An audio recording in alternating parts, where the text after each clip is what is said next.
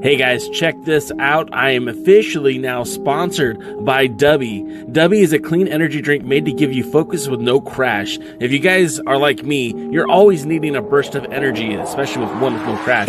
Dubby contains vitamins, amino acids, a nootropic, and 150 milligrams of caffeine. It keeps me awake with no jitters, guys. Check it out. Merch link is in the bio. Dubby. There are some people in this world that did not tune in to the Alliance Vlog podcast. Shame on you! Shame on you! My name is Ella Envy, and I'm one half of the NWA Women's World Tag Team Champion. And I'm Kinsey Page, the other half of the NWA World Women's Tag Team Champion. And you better go listen to the Alliance Vlog, what is it called again? Podcast, period. Or you're ugly. Pretty and Power approved. All right. All right. You don't want to be ugly. You want to be pretty, like Pretty Empowered, like Jaden, like Tim, and like yours truly, J-Cal. This is the Alliance Guys podcast, a presentation of Alliance-Wrestling.com, your number one source for news and information for the National Wrestling Alliance. My name is J-Cal, like I said, and of course with me is Jaden, the W Pimp, and Tim from NWA Gold. Gentlemen, thank you for joining me this evening. How are you? After you, Jaden. After me, or did you say F me? Either way. Whichever works for you. After you, sir. Well, let's see. I am right now drinking about a half a gallon of W to get ready for this event. Yeah, I can tell I'm used to that. To get ready for this show, and I'm ready to talk about. What are we talking about again?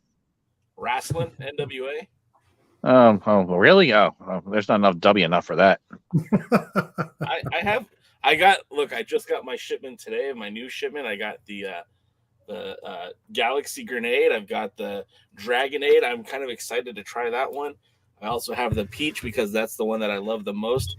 And the cool thing is when you buy this particular shaker, they plant a tree for every one of these that they sell. So I'm very excited to partner with somebody that cares about the environment, and I do like that. Luthez just popped me with the wubba lubba dub dub drink W. Somehow I got to work that into one of the future episodes. Thanks for that, Lou.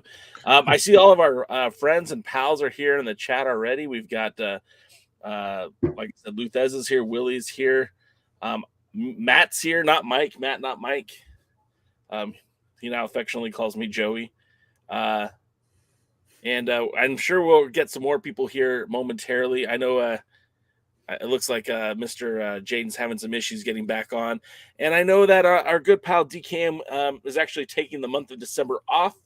So you're not going to be able to see his handsome mug here, but got a lot of exciting stuff coming up, especially next week. We'll be doing an interview with Mr. Danny Limelight as he heads into his big title match with Jordan Clearwater, United Wrestling Network World Champion. That event takes place December 11th. We'll be talking to him next week. Also, we'll be talking to, I just had a total brain fart on my friend's name. Wrestleville. Why can't I think of his name? Oh, Vinny. Yeah, Vinny. We'll be talking to Vinny of Wrestleville, about the new book that's coming out, of course. Vinny we came on last year to promote the book he had last year, which he interviewed a ton of talent from the Southwest in like the Mid-South area. A lot of professional wrestlers like Tim Storm was in there. I believe he talked to I want to say he talked to Jack Stain, but now I don't remember. I know he's got the new book out, so we'll be talking to him and kind of celebrating that book. Do you have it right there with you? It's here somewhere. Give me a second. I'm in the same boat as you were in. I have it here somewhere. This is a professional podcast. I mean, let's call it. I got it. Wrestleville, Vinny Berry. Oh, no, this was my Legends of SoCal Wrestling. It's a good book. I enjoyed it. He's a great guy and some really great stories. Yeah. What I like that he paid homage to the both present and past. It was and in the future as well. It wasn't just like some old folks, showing up to talk wrestling. There was a lot of content in there, both new and old. So I did appreciate that. And we got Jaden the W Pimp back. I also want to say what's up to Sean Mega, Carlton, James H. Jackson. It's very fun to be a part of it. And look at that. Luthez, man. He's picking us all up tonight. DKM will be missed, but the Alliance has 0 weaklings. Oh, I respect you. Luthez, you were the man. It's kind of funny. Our pal Lamb does a lot of the writing on the website now, Lamb and Chris. And he kind of posted something about how much the Alliance blog has grown in the last, 4 years or so. And DKM has been around since day one. Jaden's been around here since day one. But I really do love this team that we have going forward. And next week, Rick Del Santo will be sitting in that co-host chair. So I'm excited about where we're going, not just in 2022, but 2023 and beyond. And hopefully we'll do some more fun stuff in the next year. I know that the 75th anniversary show, that's a done deal. I know Tim is going to be there. I'm going to be there. Hopefully we can drag DKM out there. I know Jaden isn't going to go out there because Jaden doesn't go anywhere. He's a bit of a homebody. I am everywhere. I'm international jet setting. I just don't go to places like, where is that event going to be? St. Louis. Yeah, I don't go to places like St. Louis. What if it was in Glassboro? Would you go there? No, because it would probably be too busy promoting Dangerous Adrenaline Wrestling Gladiators. Oh, hey, James Jackson even says he's going to try to make the 75th anniversary show. So it'll be a party if James is going to be there. If you guys want to save your money, go to the Dangerous Adrenaline Wrestling Gladiators event in March, and you'll actually get to see a good event instead. I'm sure you'll tell us later, but what's the date for that? I have no idea. I have to figure out. All right. Well, look, there's already advanced discussion on an Alliance blog trip out there too. So we're doing more. We want to have this more of a community. Like, you guys are the best. You support us, whether you're buying merch, whether you're buying some W, or if you're just here each and every Tuesday, Wednesday, and Friday to talk. Did I say Friday? Tuesday, Wednesday, Thursday to talk some wrestling. So, that's really all the support that I've ever asked from you guys, and I appreciate you guys being here. It's a community. You guys are my friends, and I appreciate you all being here. And we just talk wrestling. And Willie Bowen has the Tyrus joke of the night. The Alliance has grown just like Tyrus's appetite. Well, that's because that's a black hole right there. Why is the whole got to be sucks black? Everything. That's racist, man. What? What? By the way, Saturday night, March 25th. Yeah, okay. Tim, I had to text Dr. Zirconium to find out. I didn't know. Tim, I have to ask, because that is looking pretty spectacular. What is that crest, that NWA crest that's behind you? Oh, that's a really bad belt plate that I got a bootleg guy to send me from overseas. This was the this one. This was the Severin title. The Severin title, yeah. That's you know what though, just like that, that's pretty dope. Yeah, it's pretty cool. It's I dig it. Yeah, it's kind of in bad shape, but didn't cost much. That's my favorite, is it didn't cost much. Yeah. And Tim, I know that a lot of our viewers and our subscribers, our followers, and all that good stuff, they follow you on Twitter, and hopefully they're following you on Instagram and Facebook. But you're giving away another title. I am. I am rebranding, and unfortunately, this hasn't translated well to people's understanding on Twitter. I blame myself. It happens. It's actually right here. I am giving away a bootleg Premier 10 pounds of gold. She's in great shape. First belt I ever bought a few years ago. There's a long story I won't go into about why I don't buy bootlegs anymore, but the short version is I'm trying to support authentic title makers. So I'm giving away the collection that I have previously had. But I'm rebranding NWA Gold as something else. I'm just taking the NWA out. Nobody's made me. It's just at some point you got to stand on your own 2 feet. I'm still all NWA, only NWA belts in my future, as far as I know anyway. And so, yeah, you can go to my Twitter page and you can make a suggestion. That it's got a pinned tweet right at the top. And if we use yours, the belt's yours. I'll ship it to you. Yeah, I mean, very much like you early on in this whole game, I was this whole podcast, before it was a podcast, just the website, it was the NWA Wrestling Fan Site .blogspot.com, which was a very long name to basically say, hey, fans of the NWA. And that was back when Bob Trowbridge was still running the NWA, and I had a great relationship with him.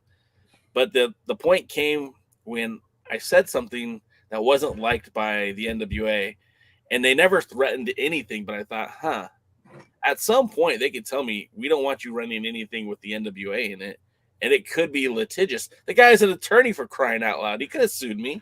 So I thought, you know what? It's time to get my own identity. Maybe I want to sell T-shirts or hats, or just don't want to put myself in be liable for anything directly connected to the NWA. So I changed my name, and I don't regret it at all. So I'm excited to see what's next for you now that you'll have a new name in the game. It's funny. I know you and I talked offline before about that. I reached out to Gary Horn Yeah. as well. And, Gary runs the This is Pro Wrestling podcast, the NWA's podcast. But before they were This is Pro Wrestling, they were This is the NWA. And I said, hey, did you guys ever get talked to about maybe changing your name, or did you talk to Billy about it? And I won't tell you everything Gary said, although none of it was, too revealing. But he basically said, we'd thought about changing it, and we decided, not from anything that the NWA said, that Billy said, but more about what they didn't say. So it wasn't like anyone was going to be litigious to them, but it wasn't really the best idea to keep the name. So that kind of sealed the deal for me. Yeah, and one of the other things that about that as well is when you think about the NWA and calling yourself This is the NWA, that means you're only limited to talk about the National Wrestling Alliance. And you said it just now, hey, I'm still going to just cover NWA championship belts. But if the time ever comes that you want to do something more or different, like you don't want to be hamstrung by a name, the Alliance isn't just about the Alliance, the National Wrestling Alliance. It's about the alliance of fans and supporters of pro wrestling that we've cultivated here the last 15 years. So, when the time comes, if I decide to stop talking about the NWA and start talking about MLW, I don't have to change my name for that. I'm still the Alliance blog. We're still at a community that's talking about pro wrestling. But it's just, I think it's a smart move for you anyways. And on the other Alliance, guys, we have a segment every week on the United Wrestling Network. Yep. Where Jeremy, Wrestling with the MMA, goes over all the results from championship wrestling from Hollywood and Memphis wrestling. Yeah. And Chris Drummond wants to ask you a question. I think maybe you might hit him up offline, but you could maybe react to what he said right here. I'm thinking about belt collecting myself, Tim. I'm trying to get an AEW world title, IWGP world title, and maybe the NWA North American title.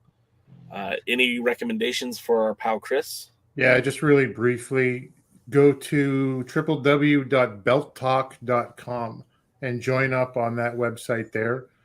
That is Dan Van Al's website, who previously has made titles for the NWA. And there is a very active, very knowledgeable chat about where the best places to get them are and places that you should avoid, because there are lots of places you should avoid. So yeah, go there and they'll have all the answers you need, man. That's awesome. Or hit me up offline and all. Yeah. And Jaden is someone who's helped procure championship title belts. Like, what recommendations do you have? Gold. Don't put stickers on replicas. Fair. Yeah, that's a good recommendation. Nowadays you can get belts at a reasonable price. Even the higher quality belts are a lot cheaper than they were when I was looking into them back in the day. So if you don't have a unique looking belt, or at least a really cool stolen design, think about doing so, because it really makes you look like a backyard promotion when you use one of those replica belts, or even worse, one of those trophy belts that you can get for like $50 that you get for like World Hot Dog Eating Championship or something like that, or Best Employee, or favorite NFL fan. Yeah, you get what you pay for. We had a years and years ago, early on in this podcast, we were representing replicabelts.com, which were really not great quality title belts. I still love the people involved with it, but those designs were pretty trash. You know what? At least they're not NWA Mountain State original belts. Ooh. No, much better than those. Terrible. I think you could probably go to like a bowling trophy type store and get better belts made than you would at Smoky Mountain. No, excuse me, Mountain State, not Smoky Mountain. I don't remember the details, but I remember talking to someone around there. I don't remember if it was one of the promoters, and they're like, "Oh, I don't remember this belt. This wasn't ours." Well, yeah, this was yours. So. There was I think Cucumber and Company. Jaden, is that right? Cucumber and Company. Does that sound right to you? They were responsible for filming their shows, and Scott Slasher from Cucumber and Company. He could probably fill you in on a lot of the details with the Mountain State belts if you ever choose to do that. Right. What ugly belt? What really, really ugly belt do you guys want to own? Is there anyone out there that's so ugly you just want to see it? I have like 3 of them. The first one is the Cloverleaf Junior Heavyweight Championship that the NWA had. I love that belt. I know it's god awful ugly, but it isn't. It's beautiful. I love it. It's so charming, and I love that belt. I also love the North American Championship that both Drew Onyx and Damian Wayne held. The same belt that Jeff Jarrett had on Monday Night Raw when the NWA invaded WWF. I love that belt. And I guess that's it for now. Those are the 2 that really stand out in my mind. If I were to go buy a belt, those are the 2 that I would consider. I mean, ugly belts. I think it's Blue Collars Pacific Northwest Championship. It's the ugliest thing you've ever seen. It's like a TV champion. I don't know what it is. I dig it. It looks like someone made it in their garage, and but put so much love and heart into it. And there's a video of a guy who owns one online, and he's nearly crying. He's so happy. So there's a charm to some of these things. What about you, Jaden? What do you love out there? There is the old WWA Championship held by the Spider, formerly eventually known as Headbanger Thrasher, and Chris Candido. Okay. And I remember it was one of those old cast belts, and all the I'm going to use air quotes, diamonds were falling out, and it was scuffed up. And I wanted that belt, and Dennis Carluzzo promised me if I sold a bunch of tickets, he would give it to me. And I want my damn belt, Dennis. Come back and give it to me. I'm gonna go down there where you are and come get it.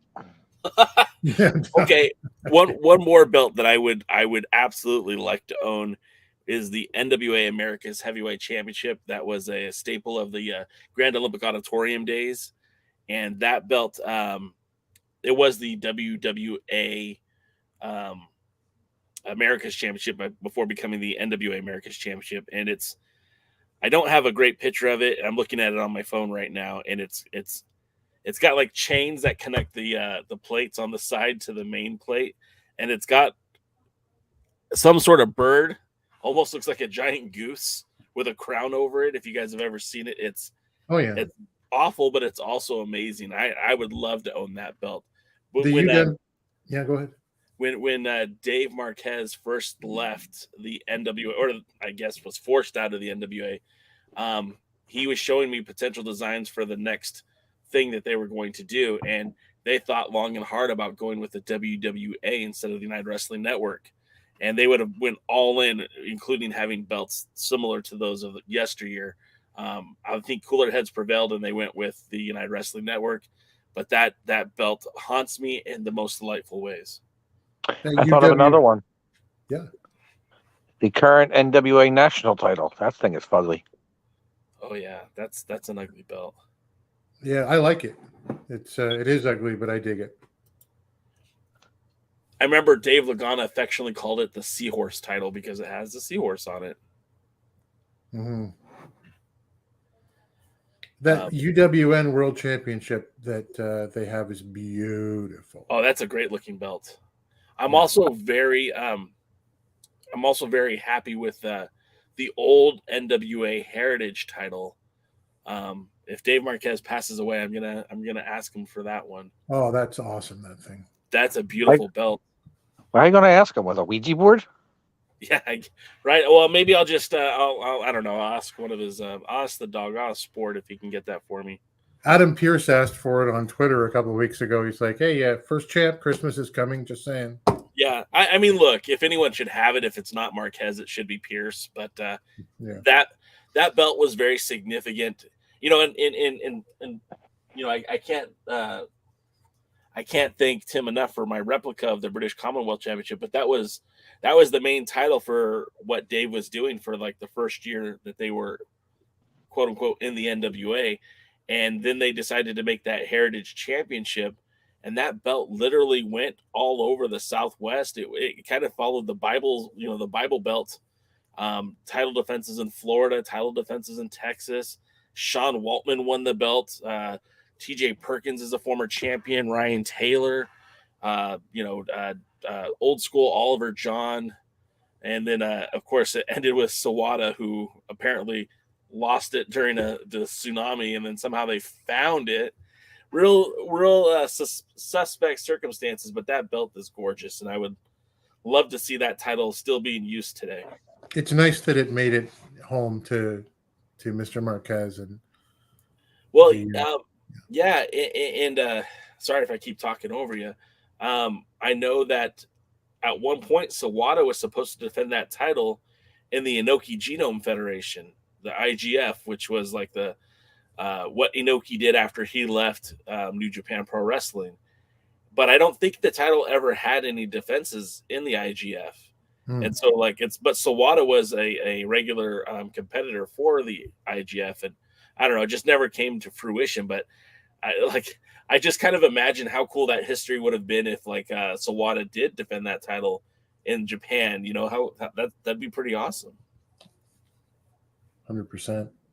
Willie likes the U.S. Heavyweight Championship. I'm betting he's talking about the Jim Crockett, Eagle version. That thing's amazing. I agree on that one. That was one of my favorites. Mm-hmm. Hey, Tim. Yeah. Red or black TV title? It's black, my friend. See?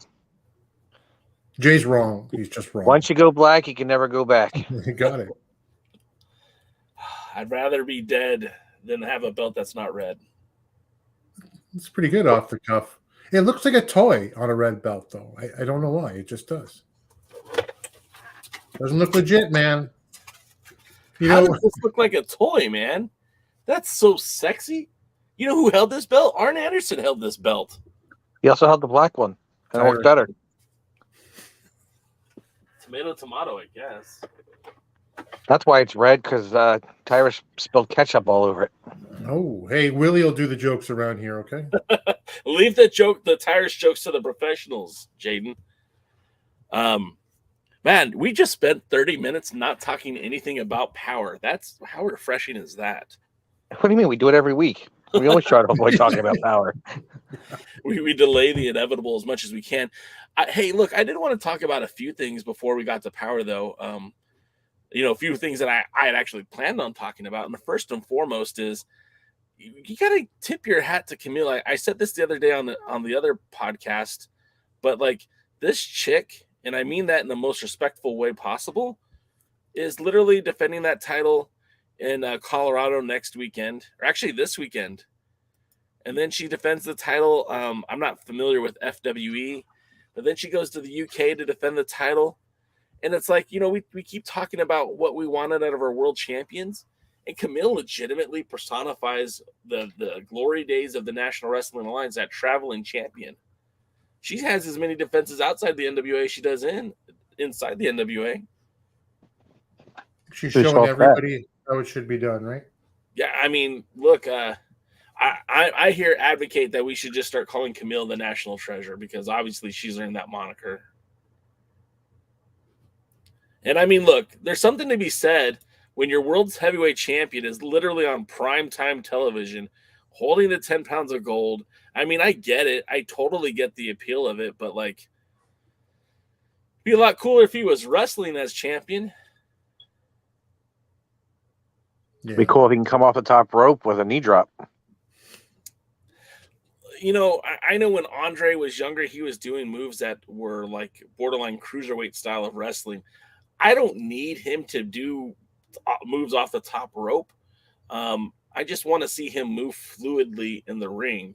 And I know he's lost a lot of weight. I will say, I'm not going to disparage him in terms of his in-ring shape, because I think it's gotten a lot better.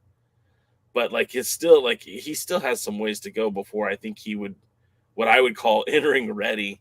And I don't know if he can ever get there. Well, how old is he now? 49? Yeah, he'll be 50 soon. Yeah, it's difficult to get, once you're over 35, I think, more and more difficult to get back into a working shape. Well, rounds of shape. Well, that's why they sell steroids and HGH. Not that I'm advocating, but I'm just saying. Yeah. That sounded really bad. Cut that one out in the post. Yeah. I didn't mean to sound that awful. Why not? The Rock can do it. Oh, The Rock is a different animal, though.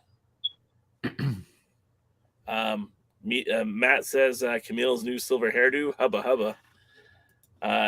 James H. Jackson says this is like a Camille crusade. Yes. Please hashtag that when you post about Camille on Twitter. Willie says absolutely correct. Media, the Smoky Mountain title was horrible. The Smoky Mountain title? I like the Smoky Mountain title. I think he means the Mountain State. Dave Scooby says, imagine Tom. Yeah, Tom would be great with the world's heavyweight title, especially now. There's nothing holding him back, so to speak, anymore. I think it'd be great. And Sean Mega says that Camille and Tom are probably in their last days with the NWA. I don't know if I agree with that, to be perfectly honest. And Matt says, I'm still waiting for Tyrus to come out with a King Hippo intro on Gutfield. Yeah.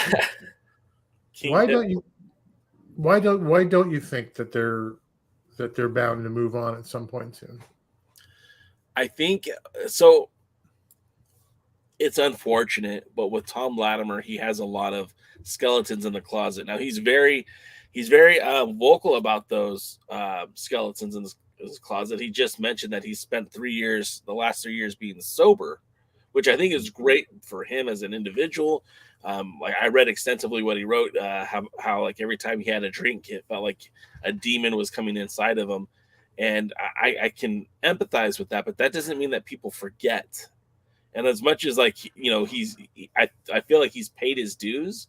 Like people have long-term memories. It was just a few years ago before COVID, him and Camille were set to go to the United Kingdom to wrestle in a show. And there was outrage from the fans because, oh, this guy's a woman beater. And that's not even technically what the story is. And a lot of people just got it wrong. And I think that sucks because of, again, I feel like he's paid his dues.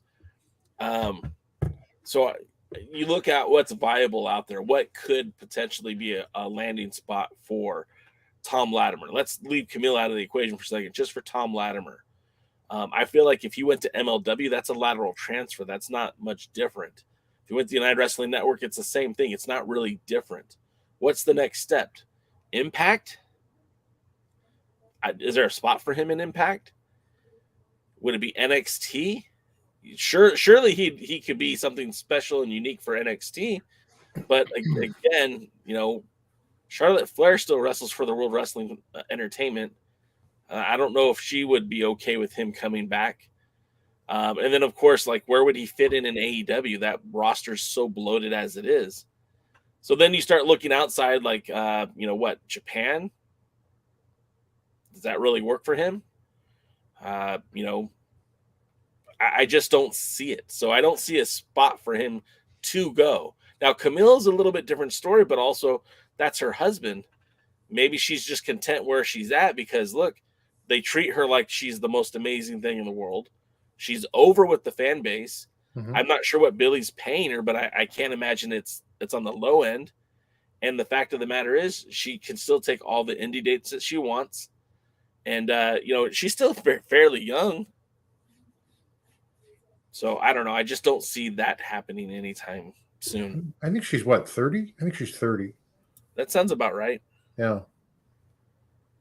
So, I mean, do you see a landing spot for Tom and Camille? I mean, are you reading some tea leaves I'm not picking up? Not at all, but if I did, it'd probably be Impact. Yeah. It just seems like a slightly upward move. I don't know if MLW's lateral. Maybe it is. But no, I would think probably Impact. The thing with Latimer is he's beyond all of the stuff that you just mentioned. He's got the look, he's got the voice. Having that accent does not hurt Tom Latimer. No. He sounds great. He looks great. He's great, and he's good in the ring. Yeah, for sure. And if I were the NWA, I'd go all for broke on both he and Camille right now as the Power Cup. I feel like here. I think if we're gonna fantasy book here just for a minute, I think I'm gonna leave the belt on Tyrus probably until maybe like the 75th anniversary show. Yeah. And I'm gonna spend all that time building Tom up to be the guy, not Matt Cardona, not EC3, and not even Trevor Murdoch. I'm gonna spend all this time to put over Tom Latimer as the like a almost like a Lex Luger-esque type character, right? And have him come and finally take the title off as a babyface and slowly revert back into that heel that he was. But give him the next 6 months to become worthy of that title shot. Have him beat the EC3s, have him beat the Trevor Murdochs, and beat everyone else that stands in his way to get to that title where it will be undeniable and the fans will be clamoring for it. We look back at the Trevor Murdoch, Nick Aldis run, right? Leading up to the St. Louis 73rd anniversary show. And my God, everyone wanted that match so bad. They wanted Murdoch and Aldis so bad. And I'm over here. I was the guy saying, hey, I want Pope in this match. I'd rather Pope versus Aldis. But they went with Murdoch because that's what the fans wanted. That's what Billy wanted. And it worked. The storyline it worked building up to it. I say, don't rush it. Give us time to not only appreciate Latimer, but wonder why the hell he isn't in the title picture. And let the screwballs get in the way. Let a feud with Scion get in front of him. Let a feud with Jordan Clearwater get in front of him. But build up victory after victory on the path to Tyrus at the 75th. That's how you draw money. And, Tom Latimer, especially with Camille, is money. Maybe the other way around, you can say that. Camille with Tom Latimer's money. She's money on her own. Yeah. But I think that you're absolutely right. And I think that there's a business reason to keep that belt on Tyrus, right? We all kind of assume after the initial, oh my God, the universe has exploded because he's champ now, week or so that we had together collectively. I put myself in that bunch. It's, let's see how it translates from dragging viewers over from Gutfeld on Fox. And there was a really interesting thing that I heard on Pope's Point of View, his podcast that he has with Pollo Del Mar, where I think it was Pollo who said, the average, it was Pope, and then I think Pollo looked it up, but the average viewer for Fox News, and of course we know the ratings are extremely high over there, is 66 years old. Whoa. That's a male who's 66 years old. And that sounds old, and who at 66 wants to come over and watch wrestling today? Well, there's a lot of, when the NWA was doing extremely well on the big stage, a lot of people who remember Dusty Rhodes, Ric Flair, Magnum TA, the Road Warriors. What's going on over there in the NWA now? Yeah. And maybe they follow and come over and get some ratings. So I think you have to see how that pans out over a 9-month period or whatever. They just got to have some people to make Tyrus continue to, or start to look good, for that period. Do you think those guys are on the roster right now? I think that Tyrus can have a decent match with a couple of guys on the roster. But if you're saving a Tom Latimer or you're saving a Pope, you got to have some guys who go down in flames with him. Anthony Mayweather would be one of those. I'd say, let's see if we can get a match between those two guys. Maybe Odinson. He took it to Tyrus at one point in the not too distant past. That TV title match, right? Yeah, really gave it to him with like a million of those Asgardian uppercuts in a row. So, Willie Bowen says Dak Draper. He's had an amazing quick run. Kratos would be the other one, I would say, as well. I think I'm gonna follow you with Crimson Mayweather, Crime Weather, and bring up Jack Stain, like my pal Jack Stain. He's a guy that's on the roster. He's got Chris Silvio to do his talking. He's intimidating. He's big. He's strong. I don't know how he can maneuver Tyrus in the ring, but if there's anyone on the roster that can do it, it's certainly him. And I think, you got to honor that match with Matt Cardona.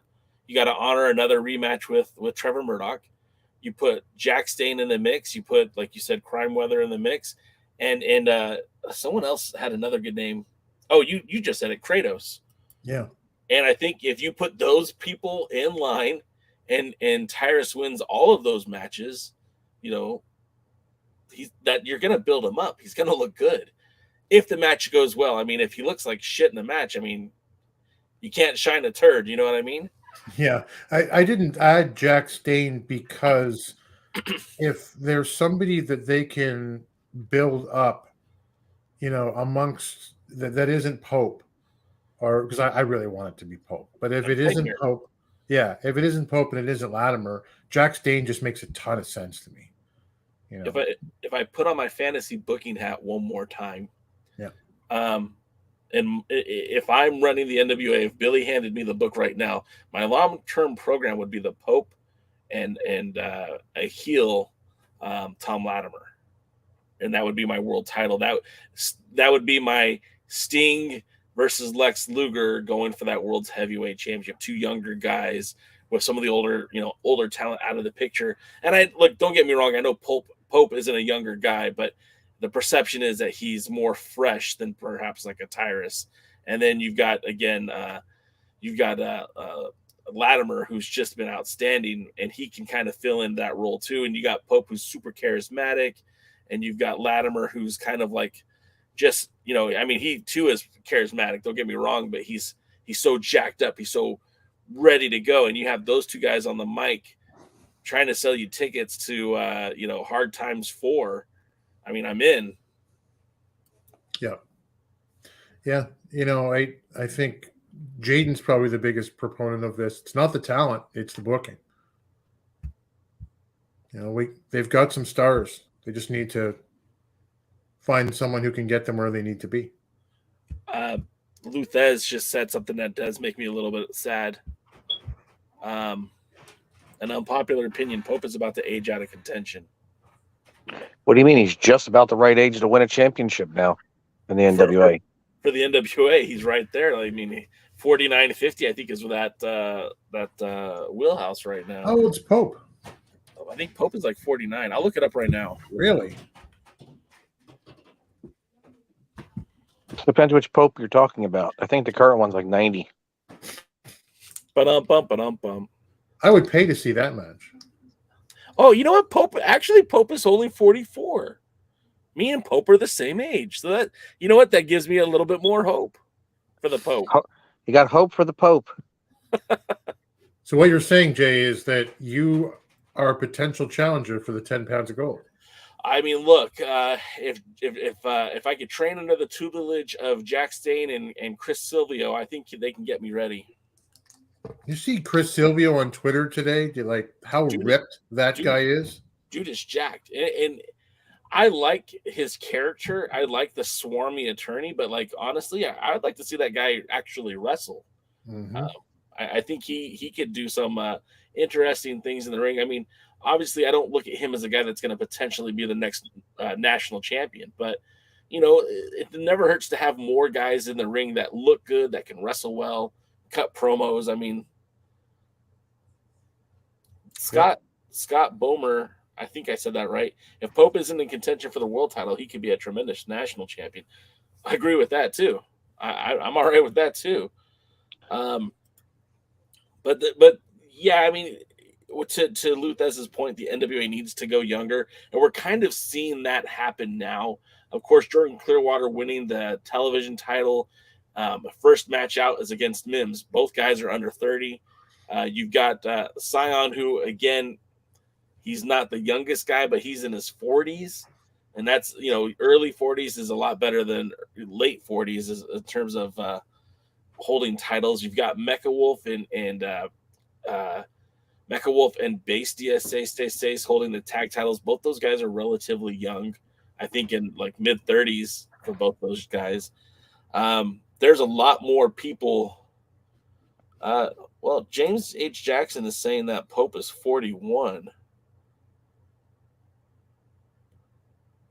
But I don't know. I got my information from Cage Match, and it doesn't say what year he was born. It just says he's 41. So, well, I got to remember, like we said before, right? The NWA is like a minor league sports team. Yep. We're going to have the really young on their way up. We're going to have the old on their way down. All I'm saying is don't be a dope. Have hope for Pope. Sold. We got to have that poster, like Obama style. Hope for Pope. Do they still have that meme generator? Because they do, yeah. I'm sure they do. Because I have a lot of pictures. All right, now let me take a note here. What I'm going to do after the show goes off the air. Hope for Pope. We're going to get that guy a title shot one way or the other. Hashtag hope for Pope. Speaking of a guy that I know that Tim and I would both like to see hold, or at least have an opportunity to wrestle against the world's heavyweight champion, Tyrus, would be Drew Onyx. And then some of you in this chat don't know who Drew Onyx is, and for that, I'm sorry. Drew Onyx is a very charismatic performer in his own right. He was the NWA British Commonwealth champion multiple times over, having defended that title in the Bahamas, having defended that title in the United Kingdom, having defended the title in Canada multiple times, and of course, most notably defending that title in Santa Monica against Prince Fergal Devitt, and wrestling matches with Dave Marquez's NWA Pro Wrestling at the time. I feel like Drew Onyx never really got his spot in the sun with the NWA under those Bob Trobich years. And as somebody who is as big as he is, because I believe he's about 6'2", and I think he's close to 350, 380, he's a big guy. And I know you've talked to him quite a bit, Tim. What do you think about that one? I think it's amazing. I'm repping the shirt right now. He's a friend. He is a former NWA North American and British Commonwealth champion. But you're right. He never quite had his particular due in the sunshine for a long period of time. Part of that, I think, is because he split his time as son of the butcher, Soa Amin, son of Abdullah. If you want to read that, he did that over in the UK as well, where he spent a lot of time with UK Hammerlock, and he's wrestled Adam Pearce. I think he lost that title to at one point. Yeah. Fergal Devitt, and like you mentioned, and he promoted NWA Quebec. He still physically has the title. It's used as an independent right now at Torture Chamber Pro Wrestling Dojo, and it's actually up this, I think, in the next week or two. But he's a super charismatic guy, as you mentioned. Great talker, could talk his ass off. He's a big guy like Tyrus, and it'd just be a hell of a hoss fight. I'd love to see it happen. And let's not sleep on the fact either that with both of them being so eloquently spoken, those promo battles would be money. I mean, you might have to grab a dictionary to look some of these terms up, but both those men speak very eloquently and can certainly paint a picture with their words. I mean, if they weren't so much into wrestling, they'd be great commentators, just because they can paint a story with these words. I also wanted to point out that Drew Onyx did a lot of wrestling back in the day with Kevin Owens, Kevin Steen, and of course El Ridiculoso. So I mean,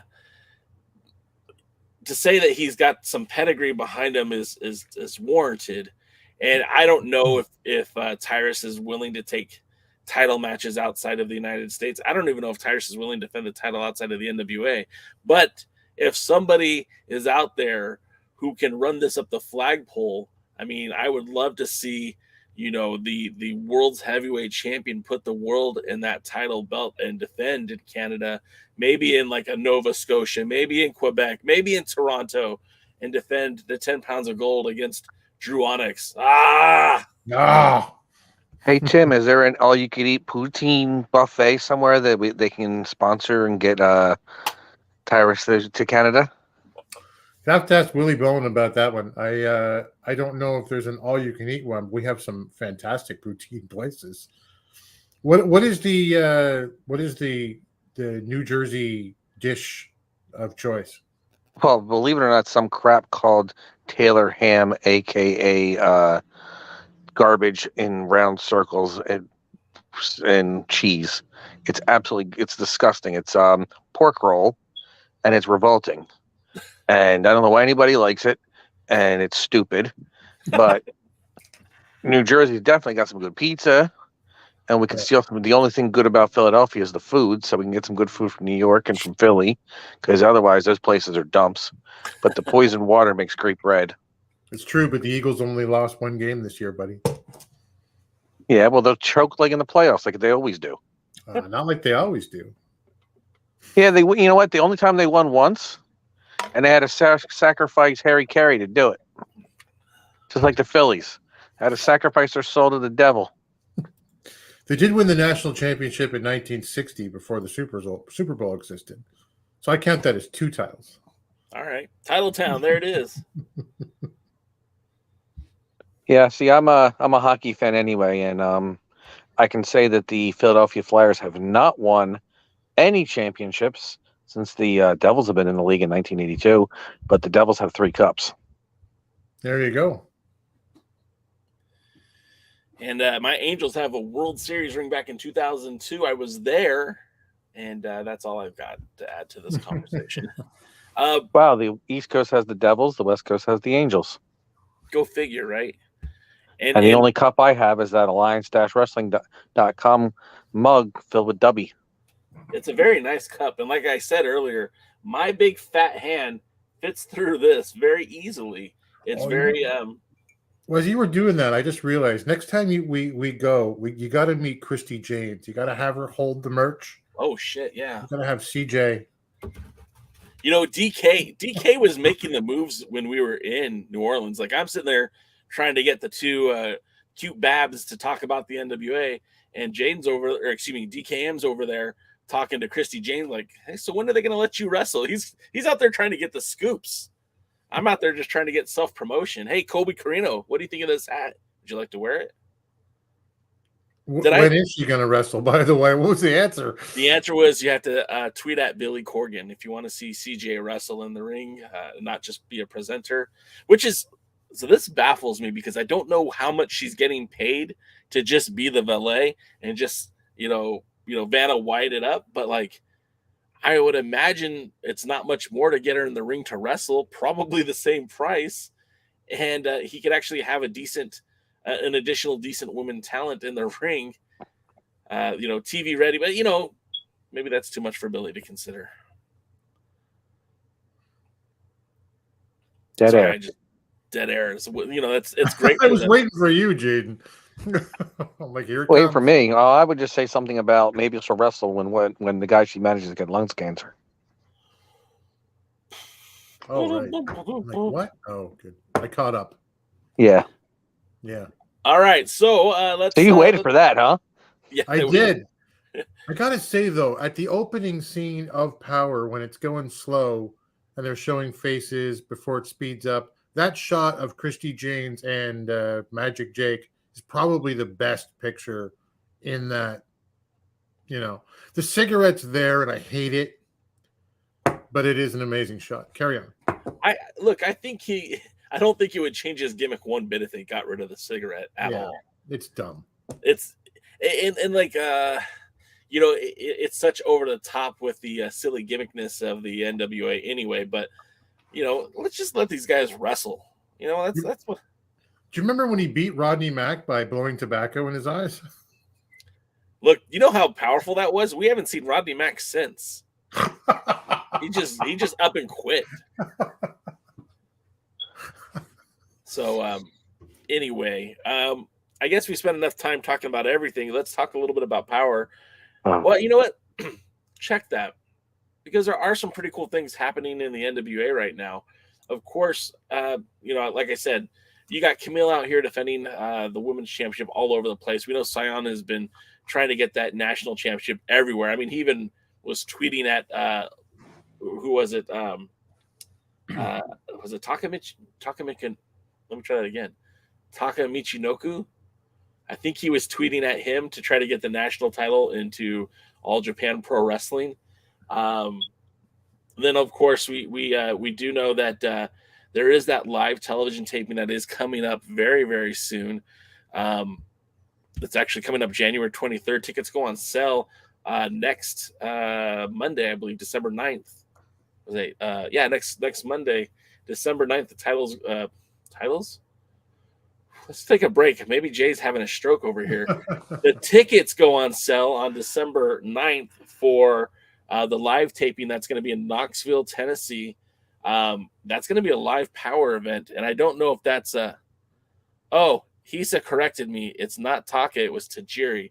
You know what? That might even be better, actually. But going back to it, the live event, which is supposed to be January 23rd, or Tuesday, and that's going to be 2023. And then there's supposed to be a pay-per-view that we've heard rumblings about that's supposed to happen in February. Of course, tickets are already on sale now for the big show in Mexico, the World is a Vampire Festival, which is going to have music groups like some unknown band called the Smashing Pumpkins, and they're going to be followed by Interpol, a couple other bands I've never heard of either, but they're going to interrupt the live music to present live wrestling with stars from AAA taking on stars from the NWA. And I think this is such a brilliant move. I kind of wonder why Billy didn't try to do this earlier. Jaden, tell me about your memories of rock and roll wrestling from the 80s, and do you think this is a good move for the NWA? I think it's a great publicity stunt for the NWA. If NWA takes over AAA, would they be the NWA? Yes. But seriously, though, rock and wrestling was huge in the 80s. One of my favorite all-time movies, it's so bad it's great, it's called Body Slam. Yes. With Roddy Piper and Dirk Benedict and Tonga Tom Fatu and a plethora of stars in professional wrestling. It was absolutely a legendary movie, and I recommend you find it and watch it. But I do think music and wrestling have always gone very well. There's a lot of times wrestling with music festivals. I'm not exactly sure I'd call it music, but the Insane Clown Posse always had wrestling involved with them. There's always great musical stars like Double J, Jeff Jarrett singing With My Baby Tonight, and it's definitely not Road Dogg singing it. But see, again, music and wrestling always go hand in hand. But I also remember that when Dusty Rhodes wanted to have country concerts with the Great American Bash, the most unpopular part of the whole thing was the country concert. Well, I mean, that makes sense too, right? I mean,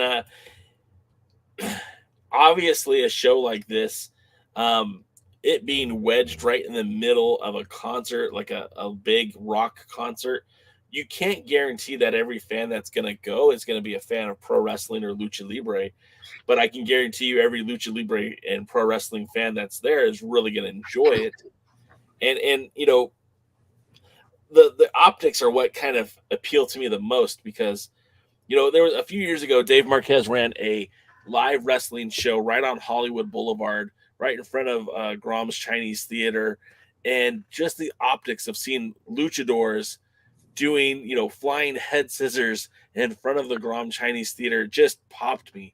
And if you could ever see the pictures from that event, it was stunning. It looks stunning. Now, they had a pretty decent show because it was basically a free event. And I always told Dave, I said, if you guys could make that happen again, you should every year do a pay-per-view right there. I think it would look so interesting just for regular wrestling fans to turn on the TV and see something like that. With that being said, like they're going to fill up an arena, maybe even a stadium of, it's a concert, but you're going to have a lot of people there who will sit there and watch the wrestling as well. And when they're trying to book or trying to land a network TV deal, maybe not a big network, but trying to get the NWA on regular television, on maybe on a satellite deal or something, when you could show potential advertisers, when you could show potential TV executives 50,000 people watching your product, the optics of that is just going to look incredible. Have you guys ever been to a wrestling event other than obviously on Hollywood Boulevard, where a very unique looking location where the event took place? I was at a show at a brewery once, and I thought that was a pretty awesome vibe too, but it was a much smaller indie show. In fact, it was Bumps and Bruises. That's Luke Hawk right there on the can, in case you can't tell. And that was a lot of fun, but again, that's not a big venue that you'd want to see like the NWA run. Other than a bar, I can't think of anything other than a bar. Victory Championship up here in the Toronto area. I've seen wrestling events on the Jersey Shore on the beach. I've seen a wrestling event on the Battleship, New Jersey. Oh, that sounds pretty awesome. And I know Dog is trying to get that to happen once logistics work out. It might. I've been to a couple at baseball stadiums. I don't know if that really counts. I've worked on an event at the middle of a block in Newark, New Jersey, on Martin Luther King Boulevard, where we changed in the back in an alley with some chickens. I've been on an event inside a bowling alley. Okay, I've been in a wrestling event at a skating rink. Does that count? Yeah, Dog ran at the then known Franklin Skating Center. That kind of guess counts, right? Yeah, and then Yokozuna got body slammed on a battleship too. Yeah, Lex Luger. And it was a hip toss. And then it was a hip toss actually. And then what was it? The Jarrett cruise. They did wrestling on a cruise ship, for crying out loud. Yeah, Ric Flair fought Wahoo McDaniel up here. I'm going to say 85, 84. I don't remember being younger than 14, but that was in the middle of a football field in Toronto University Varsity Stadium.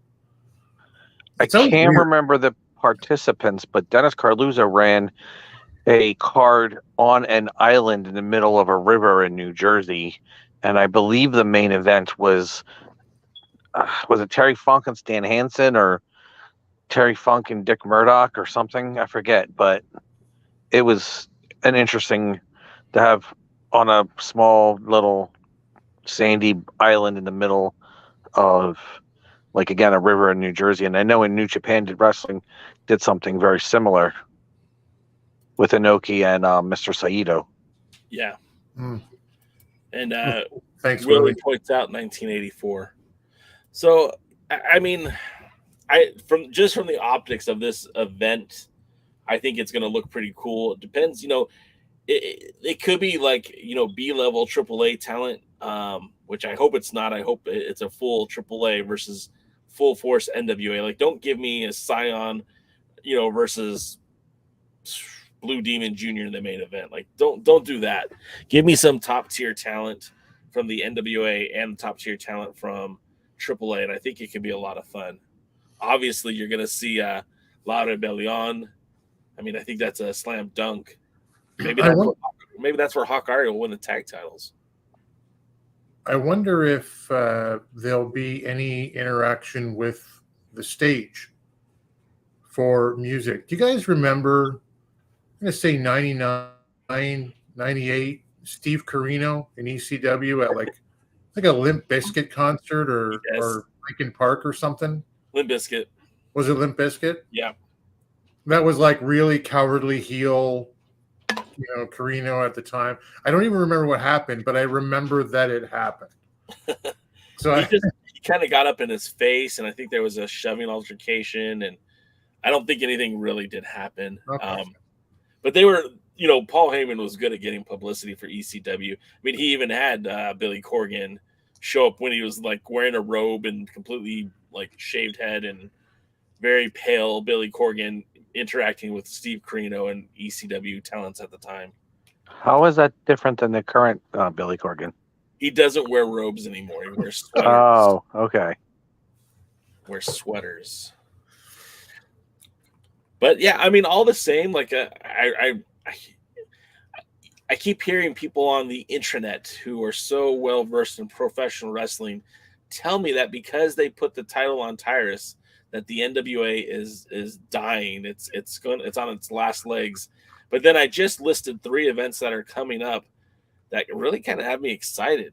And I feel like the drawback of having Tyrus hold your 10 pounds of gold is also what helps set up, Jordan Clearwater to be your television champion, and kind of forces the NWA to look a little bit younger lower down the card. So I don't know. I kind of am excited to see what happens next. I don't know if it's kind of like a car accident, because I don't know if it's going to be good or bad, but I know I can't take my eyes off it. I think for a lot of people, it's a matter of, in terms of in-ring work, name a shittier champion in NWA history. No, there isn't. No, and that's completely fair. That is 100%. That is fair. Yeah, that's true. At least Colorado Kid could wrestle. Yeah, I mean, Colorado Kid could wrestle. Sabu could wrestle.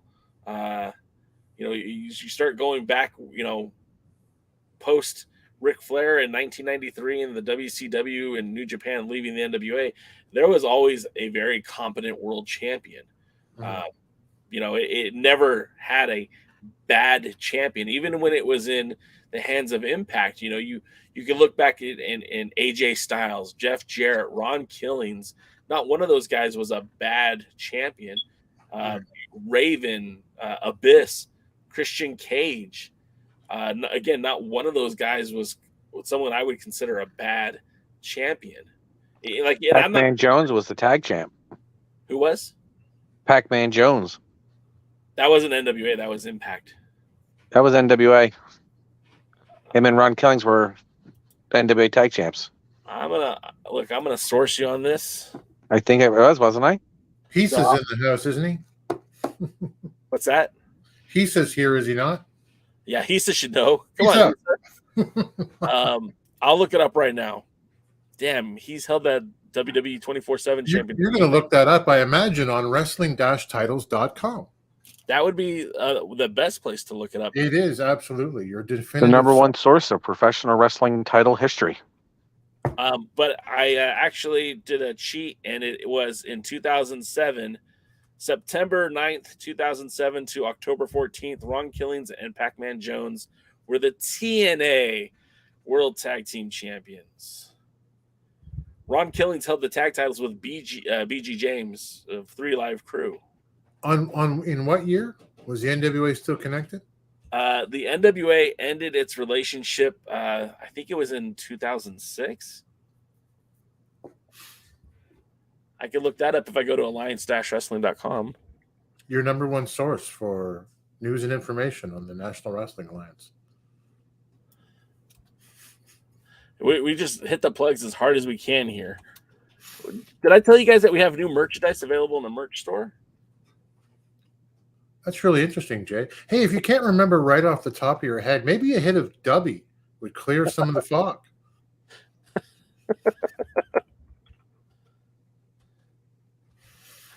That might help. It's supposed to give you a more precise shot when it comes to your gaming and mental exercises.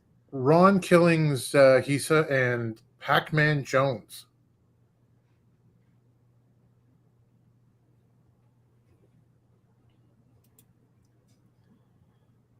I love how we'll just sit here and wait for Hisa to pull the information up. Yeah, I just checked the NWA tag history. They do not list We'll give Yusuf Pac-Man.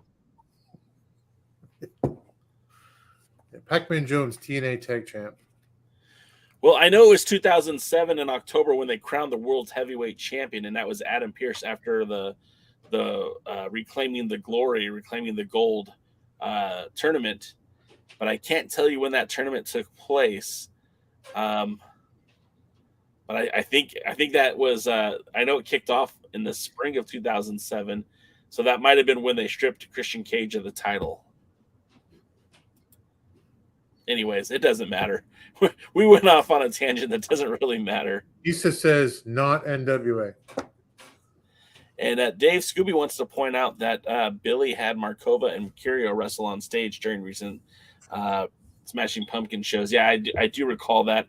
I felt like, another band that did something similar was Pucifer, the Maynard James Keenan side project. They were touring all over the world and actually had pro wrestling shows the lead up to the concerts. So, and there was a couple of talents from the Santino Brothers Wrestling Academy, and one of which was Heather Monroe, my seatmate for when I flew to China. And we talked all about how she was only like 2 years into her wrestling career and literally had wrestled on almost every continent in the world. Awesome. So, yeah. Now she just, except for Antarctica. Or Atlantis. She probably hasn't wrestled in Atlantis yet. Yeah, well, Namor has the, doors closed, so that won't happen. But let's move into some more wrestling talk, more current wrestling talk. Of course, we had I'm sorry, not that one. Sorry, guys, that was the wrong photo to show.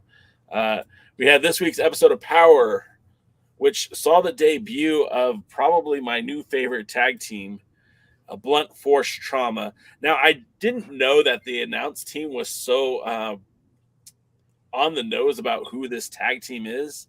Obviously, we don't try to break kayfabe on the show, but if you look real hard at that picture, you could probably identify who those talents are. I was kind of disappointed that the announce team was just laying into like, well, he's got an M on his tights, so I think we know who it is. It's like, God, guys, just why do you have to spoil the joke? Why, like, it's more fun not to know. I mean, it's Ron Simmons and Butch Reed, right? Yeah, exactly. It's the ghost of Butch Reed and the son of Ron Simmons. Damn. Damn. That would be funny if one of them did say damn, though, right? Darn. Dang it. I really like this debut for this tag team. I really like the dynamic. I think I like Aaron Stevens a lot as a wrestler, but I think there's a lot to be said about him as a manager, and especially a manager that can take bumps. And I really think that this tag team has a lot of juice, no pun intended, to go pretty far in the NWA. Jaden, you're a fan of tag team wrestling. What do you think of the pairing, at least on the surface? What do you think of what these guys look like? Well, I think they're a couple of Mac Daddies, honestly. I think they could I think that could take on the Fixers and maybe be the next NWA United States Tag Team Champions, or maybe even the next NWA World Tag Team Champions. They got a good look. I like the mask gimmick on them. I think the White Boy Challenge is something they can forget about, but I think it'll be a great tag team, and I actually like the way they look with the masks. It has this neat aesthetic that wrestling is kind of missing, and they are big, beefy guys that Billy Corgan must like. I mean, that's, if you check his history on his browser, he's all loaded with big, beefy guys. All right, Tim. You watched it live. Well, not live, but you watched it this Tuesday. They made their debut on Power. You saw their promo on Saturday. What do you think of the pair? What do you think of them going forward?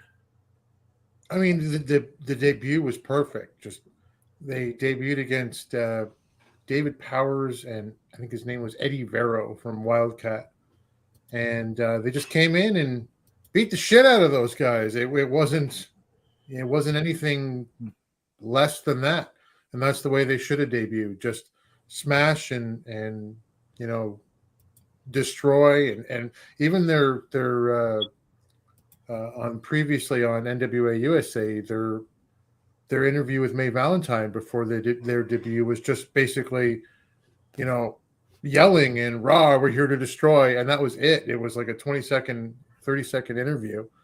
And that's what they did. And it looked great. I like both of these guys.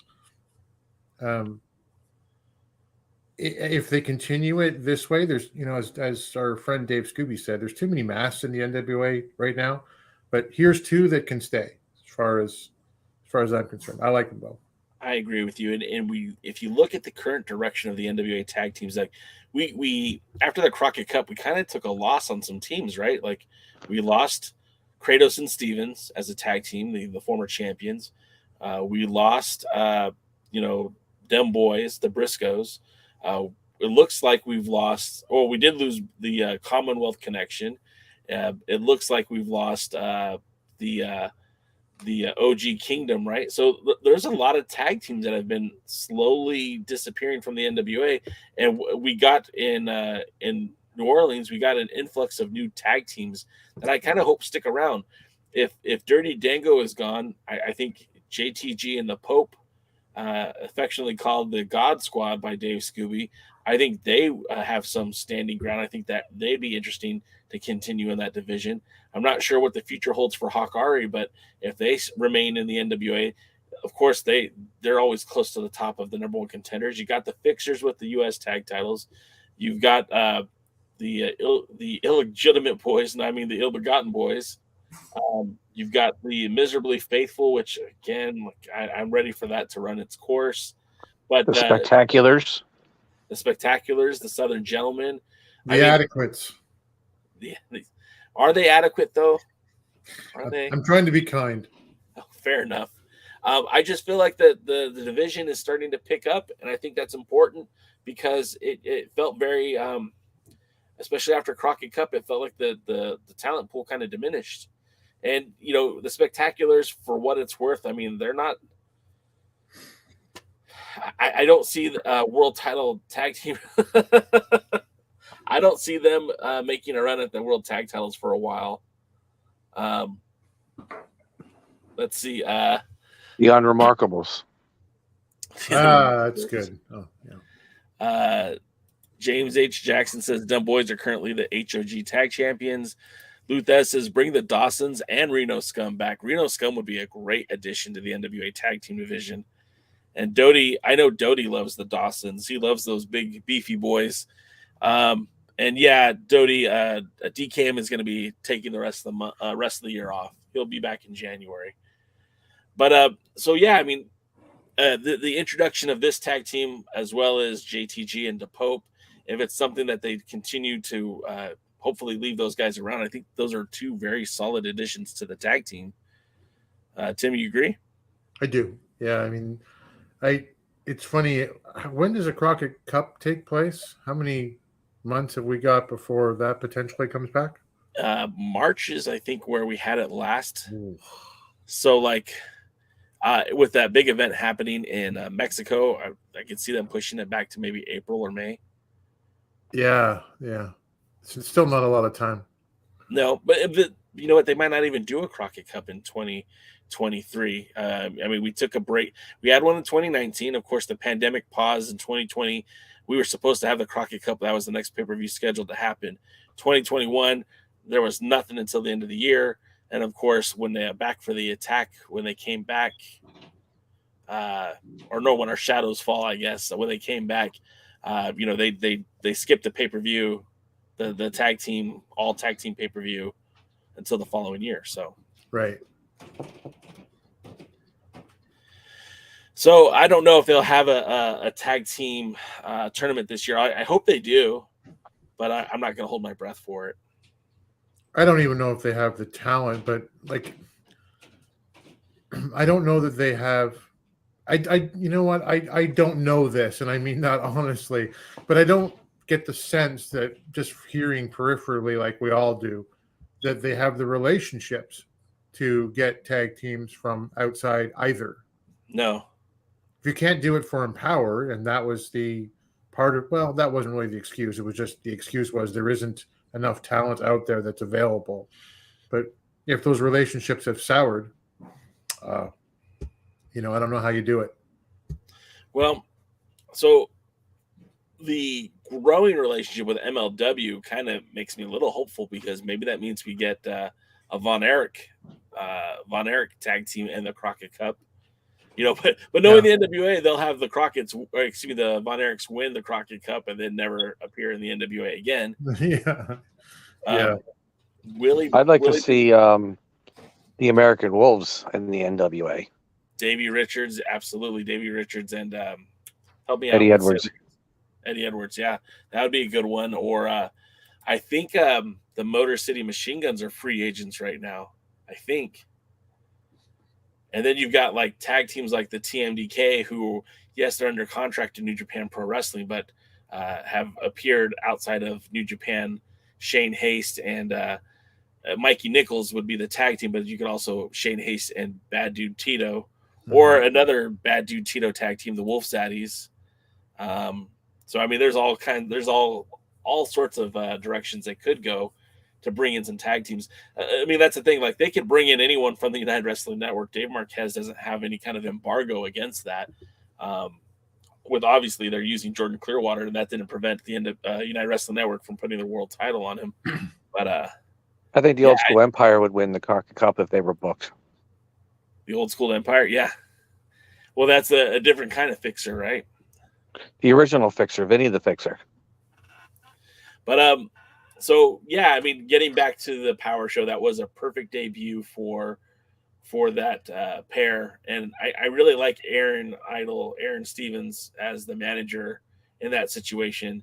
I think it's going to be a good fit. I kind of got that Paul Ellering vibe, and I know that's probably what he's going for, because he was holding the paper the whole time.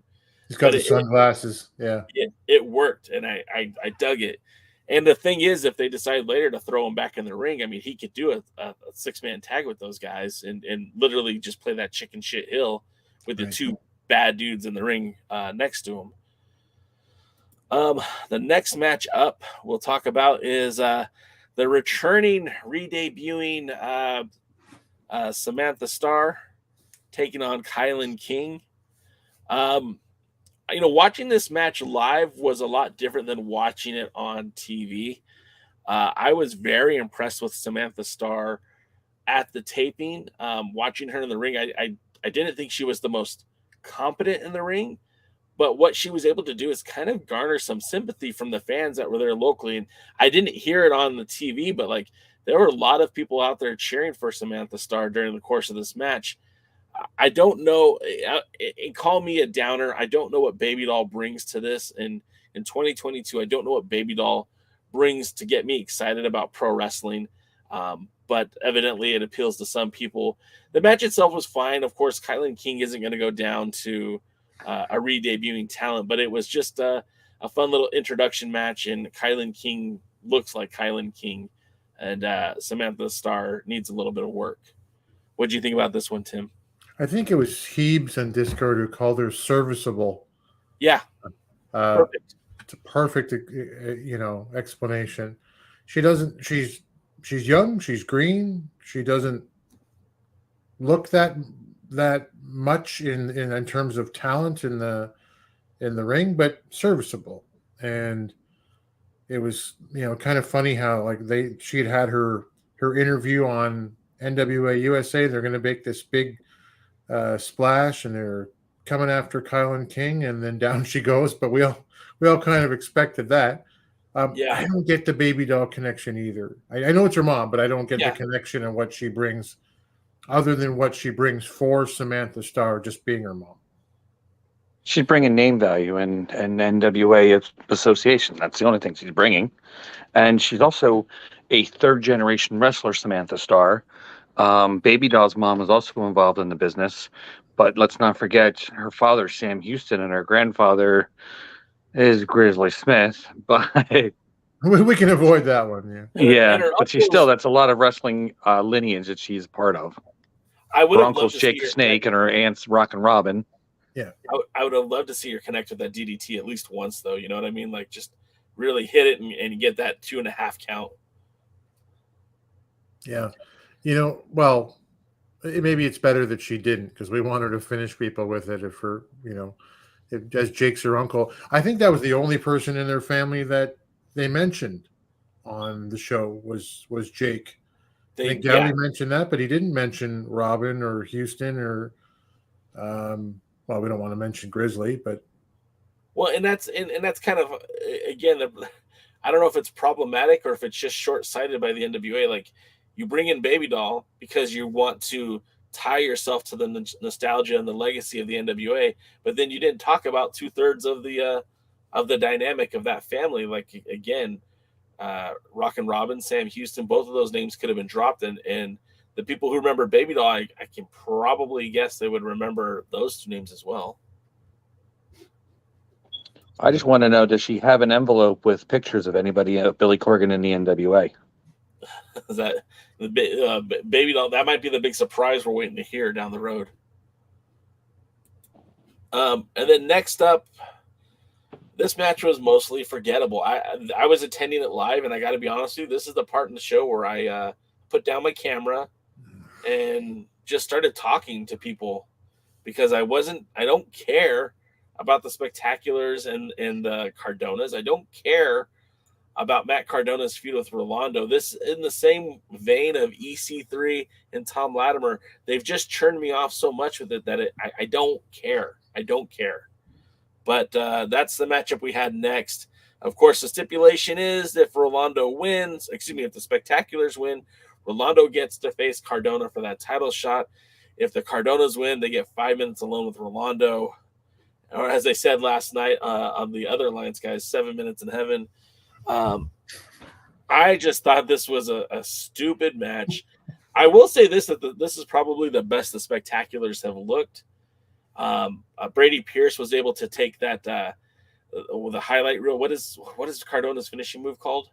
Oh, the radio silence. The radio silence. He was able to turn that into a pretty decent looking power bomb, and I was very impressed with that. They connected with that atomic drop mafia kick combination. I thought that was really cool. They had some bright spots in the match. They ended up winning by disqualification because Cardona got too touchy with the referee. But all in all, not a bad match considering. But I'm just over. I'm over the Cardona family, and honestly, I'm over the Spectaculars. So is Hudson. Hudson is too. Yeah. Hudson showed him the old beehole. That's it. Yep. Take a good long look, buddy. That's what he thinks of the Spectaculars. Look, man, I get why you put your camera down. The Spectaculars, what did you call them, Jaden? The Unremarkables? The Unremarkables, yeah. Yeah, that's more fitting. Just need a lot of work. There is something in Rolando, I maintain, but it is not as to beat Matt Cardona twice and then what happens after this. It's too much. And if there was anything to Matt Cardona, I'm skipping ahead, but if there was anything to Matt Cardona, there's nothing there for me now. He's not world championship material for me anymore. I was really hoping that the announcements that he was trying to, the announcement that he did at the last WrestleCade was him signing with the WWE, because that would just take him out of the picture, out of the equation, and we could drop all this Cardona, NWA World Champion, give him that title back. I just don't feel like he did enough when he was champion, and since then has only gotten worse. Jaden, as someone who evaluates wrestling talent quite often, I mean, I know you can make money with Matt Cardona, but at this point, if you're the NWA, how do you pull value out of a guy who's basically losing to a mini? Let's just say that when Matt Cardona came in, he had all the potential in the world to maybe turn the NWA around. Unfortunately, the NWA's booking completely turned Matt Cardona around and around and around, and now he's better off. He was better off when he was jobbing out in the WWE. I think he was still more over. Dave Scooby says the AOKs for the Spectaculars. I love that. It's the AOKs. The all right. That's perfect. I think that's perfect, Jaden. Well said. Yeah. When you look at the booking, like he came in and a lot of people were talking, and I mean, Jesus Christ, let's call it what it is. They put the belt on Matt Cardona because he was moving the needle, because he got people talking about the NWA. Yeah. But what have they done with that since then? Where did that momentum go? I know he got injured, but still, he had the one match against Nick Aldis at Crockett Cup where it was a screw job that kept the belt on him, which didn't make any sense then either.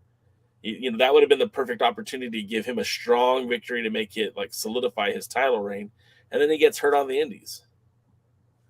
Yeah, the needle is moving. Unfortunately, it's moving to E, Yeah. and that's not the WWE. Unfortunately, Tell Or us how WB. this ended. Tell us how this ended, Jay, and what happened next. Oh, okay. So, yeah, on bated breath, guys. So then Rolando, obviously, now that the AOK has won the match, Rolando says, all right, I get my shot at Cardona. And again, Cardona's getting worked over by Rolando for a third time. It's basically a fluke nut shot followed up with a the air raid, whatever he calls that move. I'm not going to bother remembering it. And finally Cardona gets the victory. Finally Cardona is free of Rolando. But is he really? Like, we all think that's the end, but do we really know that that's the end?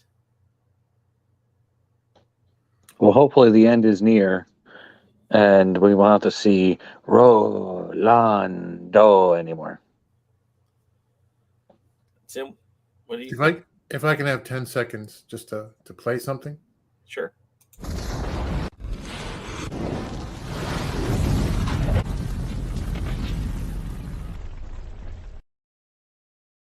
I mean, what else is there to say? Next, Next, there is no next. That's it for Power. that's the best part. Then Yeah. Yeah. Other than maybe that's it. Maybe that's it for Rolando with the Cardonas.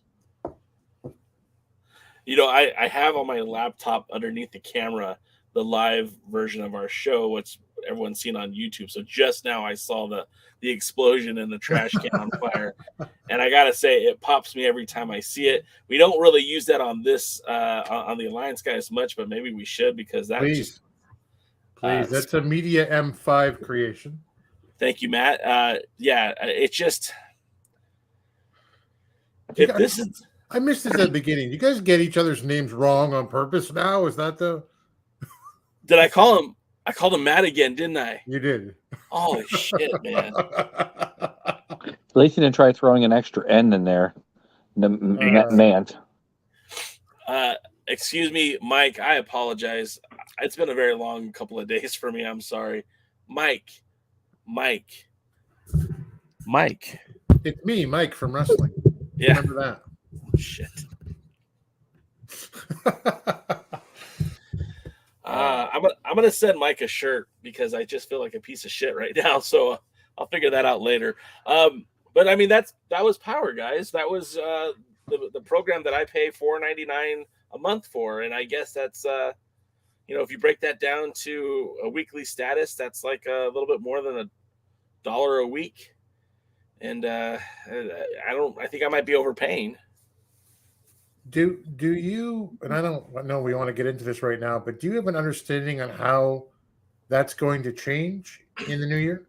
So James H. Jackson shared some information with me, something that he saw on the internet, and I'm going to paraphrase it the best I can.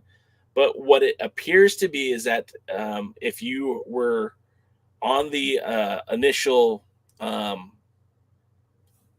original plan, right, is basically that you'd get all the pay-per-views and Power for on Tuesdays versus Thursdays. What it sounds like it's going to happen is you have that plan until it runs out, until your year-long subscription runs out. Once it runs out, you have the ability to stay subscribed for the $4.99. That they'll offer you some pay-per-views, but not you won't be getting the new content, just the older pay-per-views you can go back and watch, and basically having access to the library. And real quick, I got to shout out my boy Pole Jump right here. Chris Adonis should be the NWA World Champion. Pole Jump, you're awesome, brother. Love you, man. Hope everything's going well out there for you. So it sounds like we're basically giving up our free pay-per-views. But then the backside of that is I think that they're going to combine the NWA All Access plan to just Fight Plus, which is combined with like GCW and a couple other indies that are like $4.99 a month that just don't include the NWA pay-per-views. And then you'll be paying regular price for the NWA pay-per-views, the $24.99 a month. Or not a month, but $24.99 a quarter, I guess. So Hudson would like you to know what he thinks of this new plan. I'm just gonna do this real quick and just so we can.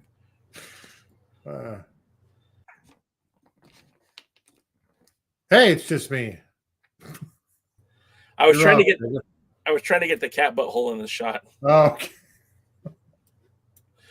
okay. Yeah, I mean, like. This kind of feels like a bad move in that I feel like you're alienating a fan base who stood by you when times were tough and chunked out our $50 a year to see the pay-per-views, to get everything for free.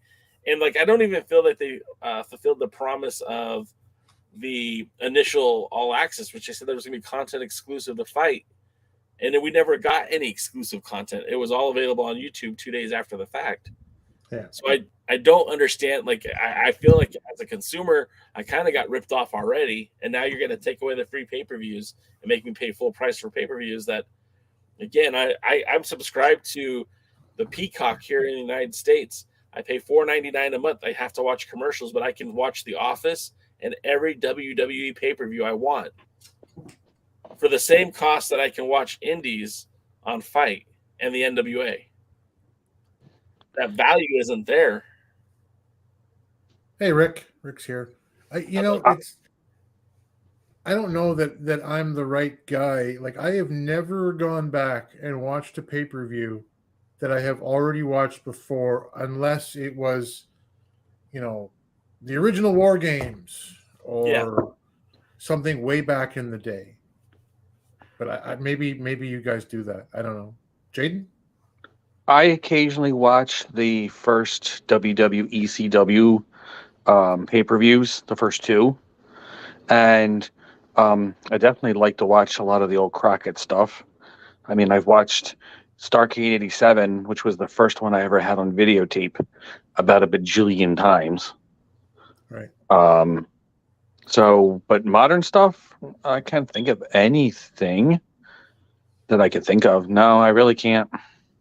There's been some great pay-per-views too, within the last few years from different companies, and I've thought, hey, I had a great time. I've never gone back and watched them.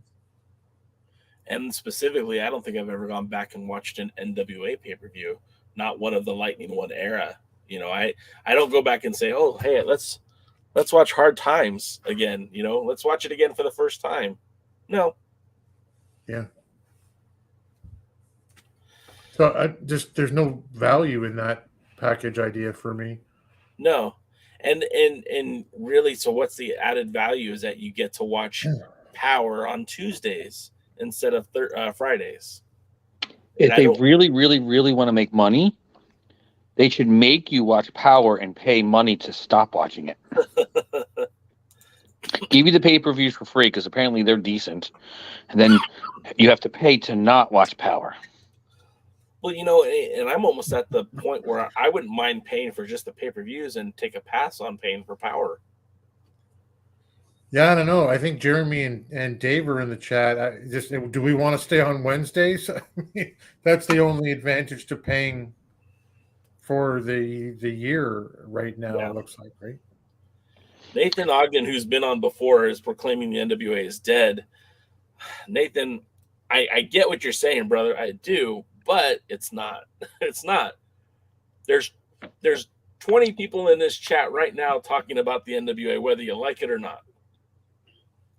The NWA isn't dead. They're just selling. Unfortunately, they're not selling very good pay-per-views or TV shows. Pay-per-views are good. It's the weekly shows that are suffering.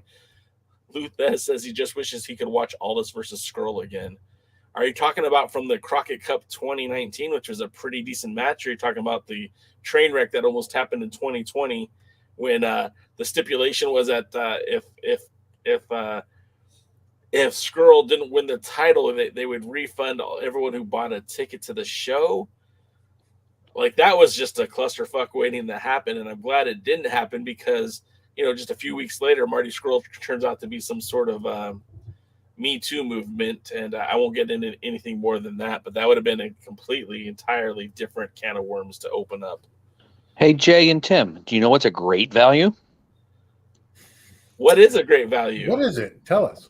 You could watch all of the matches from Dangerous Adrenaline Wrestling Gladiators on YouTube for free.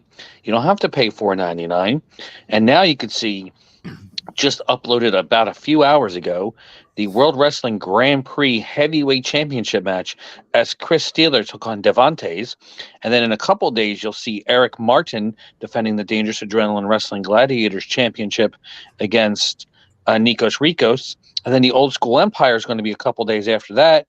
And if things work out, there'll be a new match uploaded every other day until Christmas, if things work out well.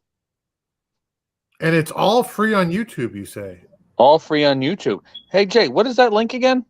Well, I just put it in the chat. I believe it's youtube.com/Dog Pro Wrestling. That's DAWG Pro Wrestling.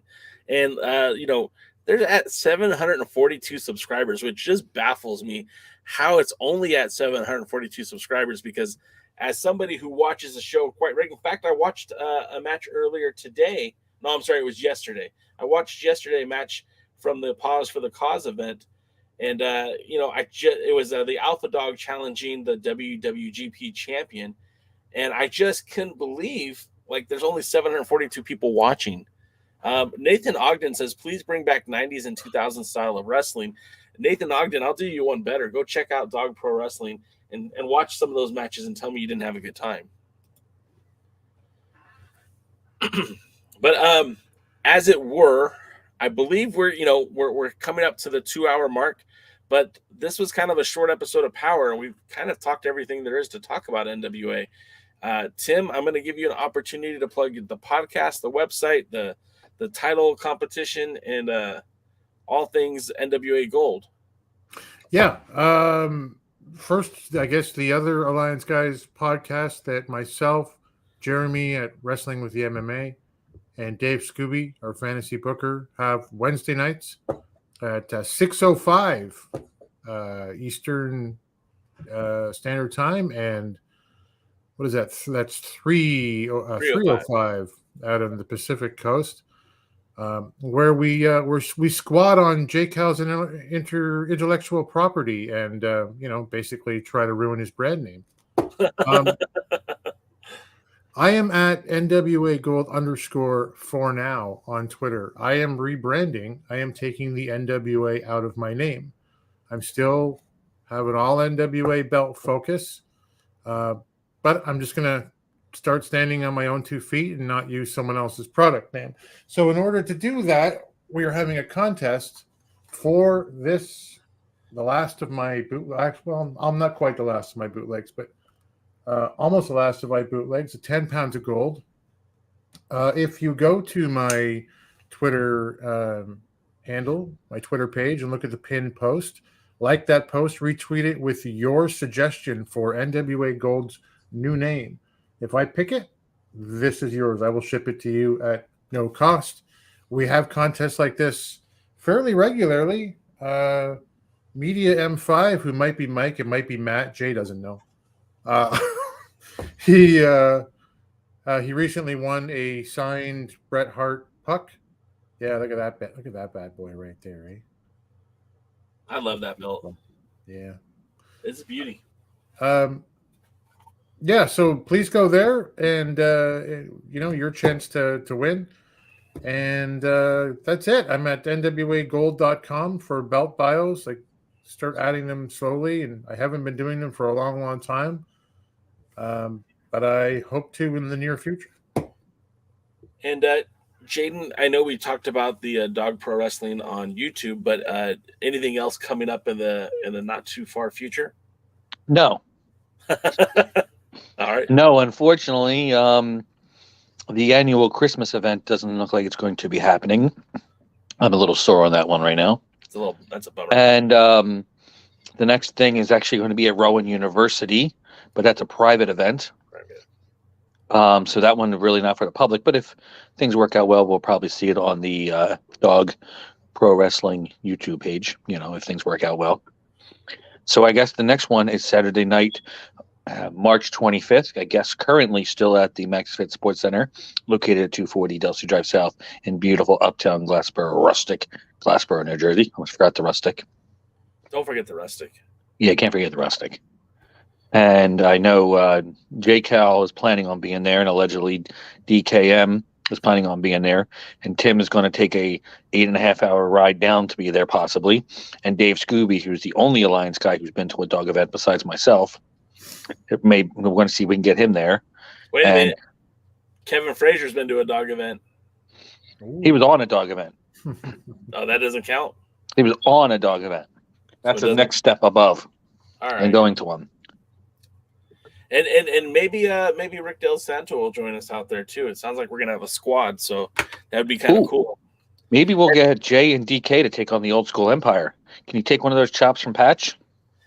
I could probably take about one, and then you're probably gonna have to call 911. Look, anyone in the world can take one. Yeah, it's whether or not can you take two. Well, I cannot. I'm just gonna. I'm gonna pass on that one because I have a wife and kids, and you would feel really bad if I died right there in a dog ring. That'll be a lot of controversy. Yeah. So moving along so that I don't get chopped when I go to New Jersey. Of course, we are still sponsored by Dubby. The link is in the bio. If you make a purchase, you will save 10% on your purchase, and I make 10% off your purchase. Full disclosure, it is a for-profit type situation here. I love the product. I actually use the product, but I would not lie to you and tell you that I'm just doing this because for whatever reason, I actually get paid from it. And then, of course, we have a lot of merchandise on the merch shop. Unfortunately, the bikini option is no longer available, so you cannot have an Alliance blog bikini. My wife will be the only one. I'm sorry, Jeremy. That's all I can say about that. Will Mike/Matt be able to get one? Will who? Mike/Matt? No, Mike can get a t-shirt. Matt can get Kick Rocks. Matt can Kick Rocks. But Mike is going to get a t-shirt. I'm going to send him a t-shirt. Hey, Jay, I have a request, though. What's that? What about an Alliance-Wrestling.com or an Alliance Guys Shaker Cup? That's actually brilliant. That's not on there right now. We do have ceramic travel mugs. We have, of course, the coffee mugs. We have fanny packs, sweaters. But yeah, a shaker cup. I will look into that because that's actually a solid idea. And now the battery died, so forgive me while I talk and change a battery at the same time. But Jeremy says, "What did I miss?" No longer can you get the Alliance blog bathing suit, Jeremy. Sorry. But then again, that's the sponsorship and opportunities to help support the Alliance guys financially. Also, I do want to point out that next week is going to be a very busy week for your boy J Cal because we will be speaking to Danny Limelight ahead of his United Wrestling Network World Title match against Jordan Clearwater. We'll be speaking to our boy Vinny with regards to Wrestleville, talking about the upcoming book that is, I think it's out now. I think you guys can get that now. We'll be talking to him about that as well. And then, of course, you have the pre-party with me on Tuesday, the other Alliance guys Wednesday at 6:05, and, of course, the Alliance guys next week. It'll be me, Jaden, and Rick Del Santo of the Pro Wrestling Zone. So we're gonna have some fun, guys. Mike said that he was hoping that Tyrus would wear that T-shirt or the bikini, I guess. No one needs to see that. How do you keep getting it backwards? His name is Matt. No, don't do that to me. You will totally get me, and then I'll forever be confused. Hey, medium Mike Matt 5. Tyrus can wear a regular pair of shorts and it'll be a thong on him. Well, they still have the one-piece bathing suit, and I was thinking about sending that out to Pollo. Nothing? Nothing? No reaction? No, not touching it. Me neither. All right. Well, that's going to do it, guys. Sorry the show kind of fell off the rails here, but we do appreciate you being here every Thursday. I certainly am grateful for all of you that join us every Thursday, every Tuesday, every Wednesday. None of us are getting rich doing this podcast, but we do it because we enjoy the community. We enjoy talking about the NWA and wrestling in general, and we enjoy the camaraderie. You guys make the show just as fun for us to do as hopefully it is for you guys to listen to. If you miss any part of the show, you can always watch it back on YouTube, or if you prefer to listen to the podcast, it's available on Apple, Stitcher, Amazon, as well as Spotify, on any any of the podcasting platforms. You can check it out later. But thanks for tuning in, guys. We'll see you next week. Show times will be posted as soon as they're confirmed. But until next time, for Tim, for Jaden, thank you very much, guys, and we'll see you as soon as I find the link at the matches. Thanks for joining the stream. This has been a presentation of Alliance-Wrestling.com. We genuinely appreciate your support. Would you consider subscribing so you'll never miss a future episode? I'd also like to remind you we do a live stream every Tuesday at 5 p.m. for NWA Power. You can find us on social media at The Alliance Blog. And until next time, we are The Alliance.